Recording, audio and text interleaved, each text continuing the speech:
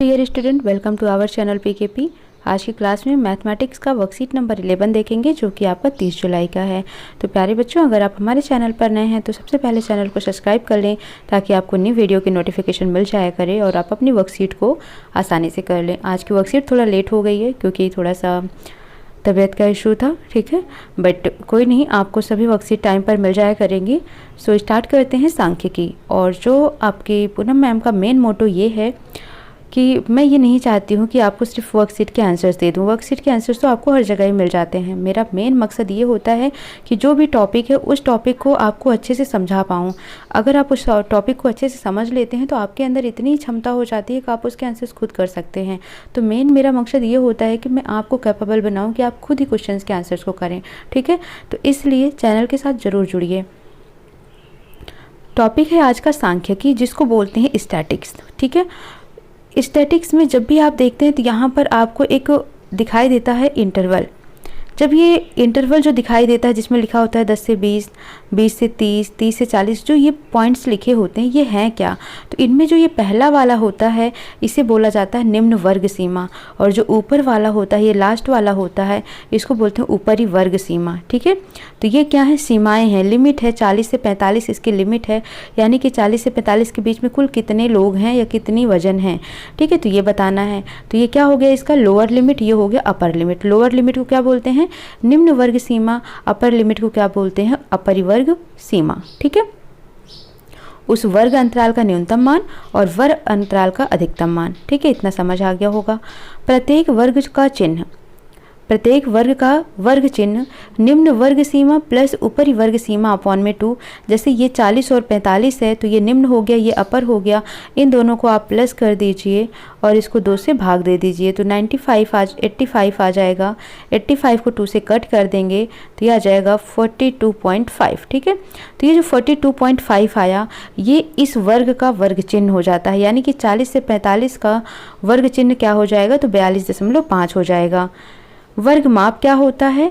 जो ऊपरी वर्ग सीमा है उसमें से निम्न वर्ग सीमा को माइनस कर दो। जैसे 45 में से 40 को माइनस कर दो तो कितना आ जाएगा? 5 आ जाएगा, और ये इस वर्ग का माप हो जाता है।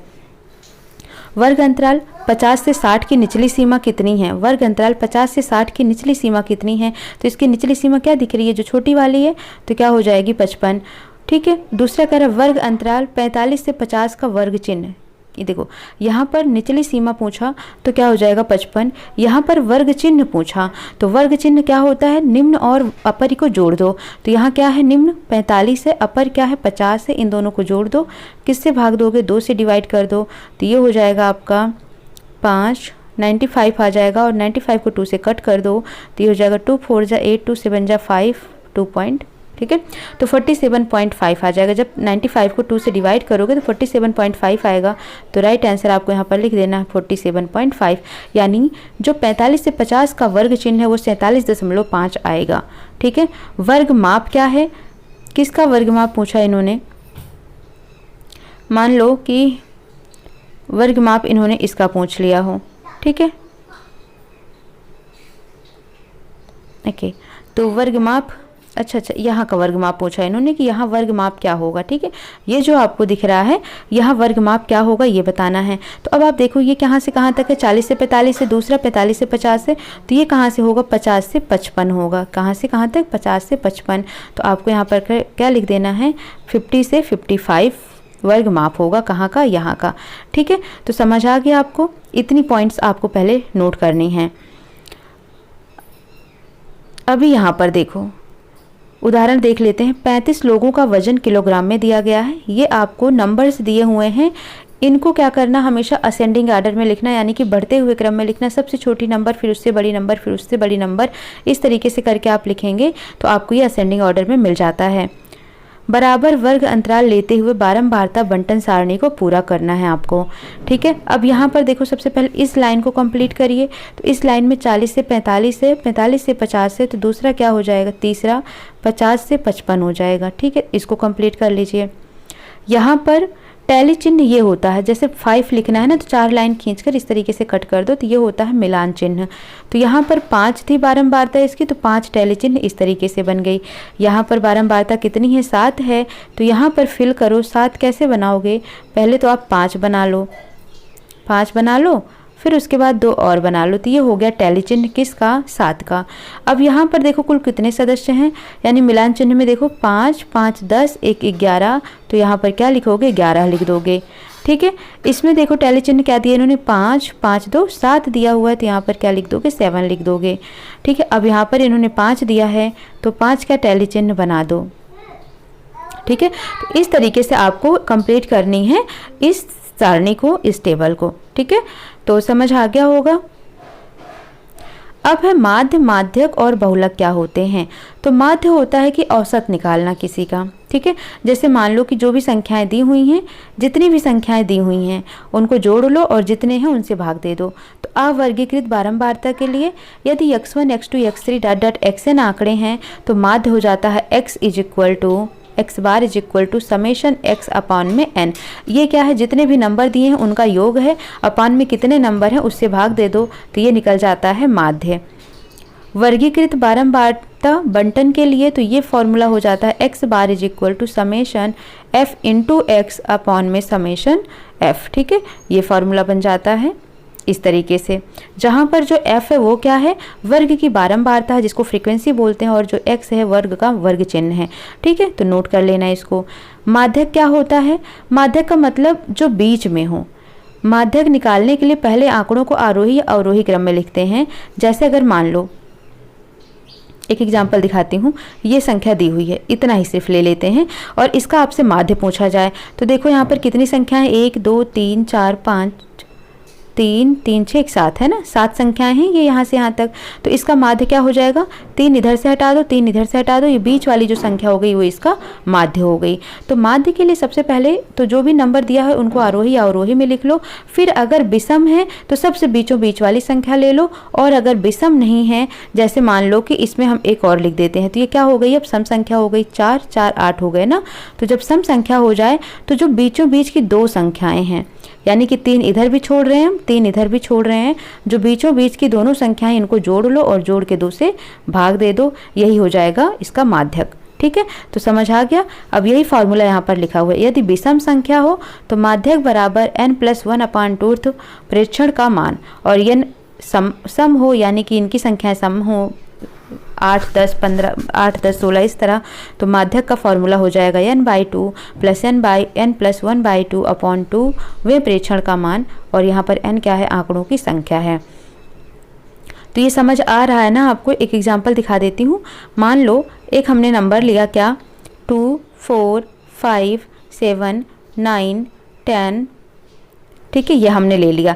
अब ये क्या है, 3 3 6, ये सम संख्याएं हो गई। अब इसका माध्यक निकालना है, तो 3 3 कर दिया तो बीच में कुछ बचा ही नहीं, तो हमने क्या बोला आपको, n/2वां पद। तो n/2वां का मतलब कुल कितने पद हैं, ये 6 पद हैं, तो 6/2 लिखोगे वां पद, प्लस दूसरा क्या फॉर्मूला इसी में, n+1/2, तो यानी कि 6 + 1/2, ठीक है, वां पद, ये हो जाएगा।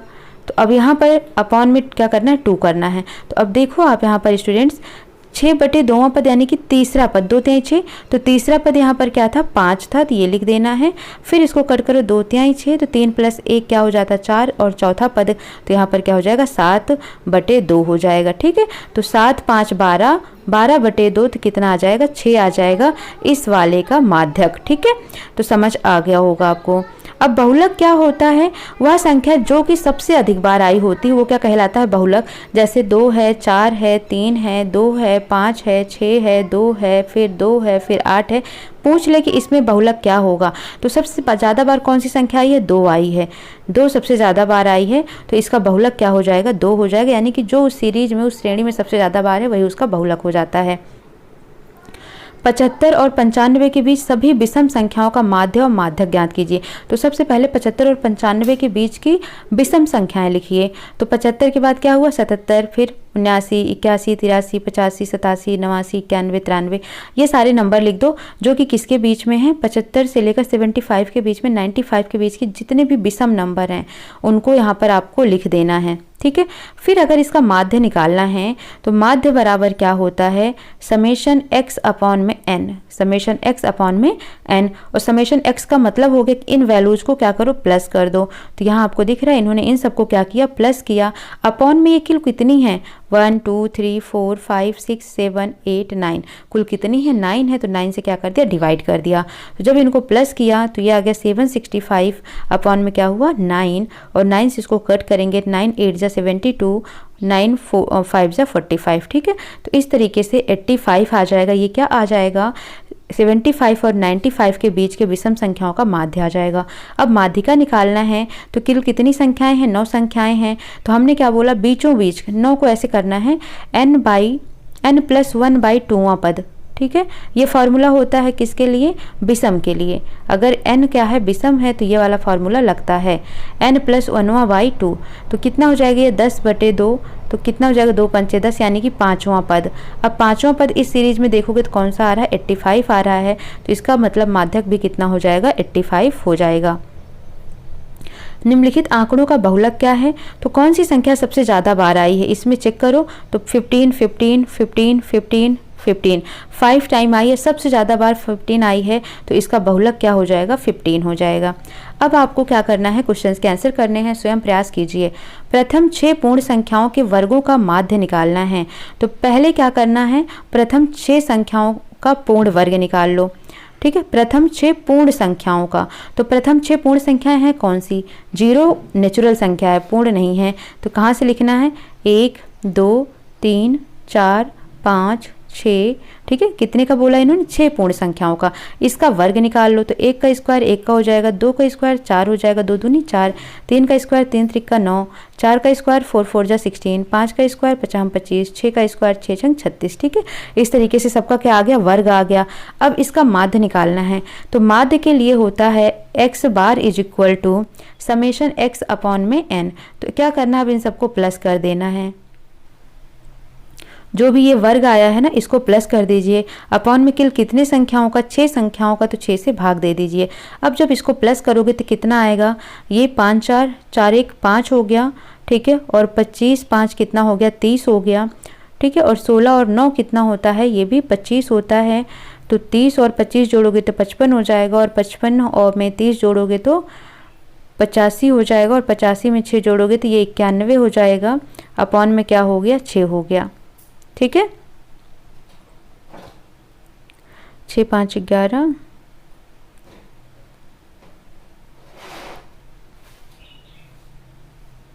हाँ 91 आ जाएगा। 91 को किससे डिवाइड करना है, 6 से डिवाइड करना है। तो क्या हो जाएगा, 6 1 जा 6। ठीक है, उसके बाद यहाँ पर 3 कैरी बचेगा, 31 हो जाएगा, 6 5 जा 30, फिर 1 बचेगा।